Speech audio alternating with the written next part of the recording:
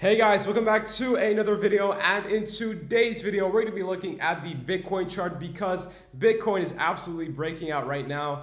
In the last video we predicted a bull flag. It broke to the downside, but it turned out to be a fake out because now it's broken up. And we're going to check that. We're going to check the CPI reports because Bitcoin is pumping due to CPI speculation. So we're going to see what is the predicted CPI and what that could cause to Bitcoin's price. So I'm CryptoKid, thank you for joining, and let's jump into the Bitcoin charts. Okay guys, so this is what Bitcoin looks like on the daily chart. So we saw this huge bull flag, right? We had this huge parallel consolidation on Bitcoin, and for a couple of days we were retesting this resistance, and we were trying to break to the upside. Now in the last video we did on the 4-hourly chart, we saw this bull flag where I thought, we were retesting the upper resistance quite a bit. We had the Bollinger Band squeeze, so I thought we would break then, but we broke to the downside. However, we had a quick V-shaped recovery on Bitcoin, and this caused us to now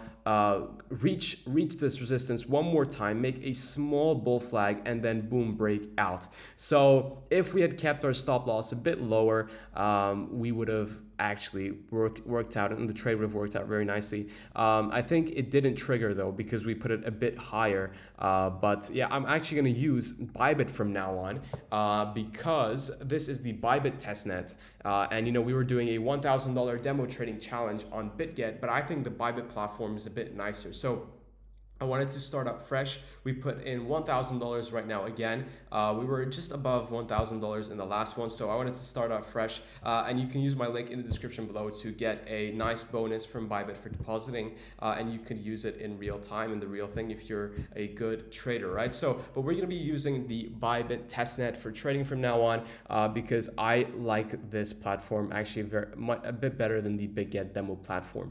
So, but Bitcoin, right? We broke out of this resistance, and our target was $17,621 because on the weekly time frame we are touching multiple resistances. So the first one we were touching is here. We could actually bring it down a bit more because we were touching this resistance here, which was from the 13th of June of this year. We were touching this resistance from the 7th of December of 2020, right? So, and also the 23rd of November. So these are pretty significant resistance, the $17,600 range, right? So that's where we put our take profit at. We're almost at that level. Potentially we could come up to that level later today when the CPI is announced. There's around 3 hours left for the CPI report to be announced. I could do a live stream actually when the CPI is announced, but right now we've broken out and we're approaching that area. Also, another thing that I wanted to show you guys is that the Bollinger Bands are squeezing on the weekly time frame, and whenever the Bollinger Bands squeeze, we see a huge significant parabolic move either to the upside